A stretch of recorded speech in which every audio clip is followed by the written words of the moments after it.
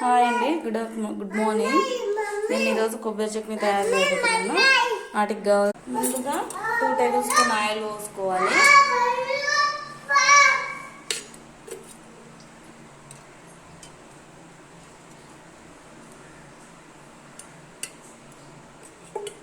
నేను కొంచెం ఎక్కువ వేస్తున్నా, జర ఆయిల్ కొద్దిగా ఎక్కువనే తింటాను.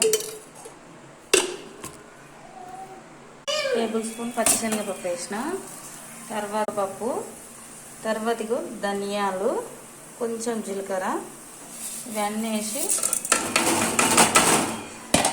కొంచెంసేపు వేగనీయాలి. కాలుతుంది.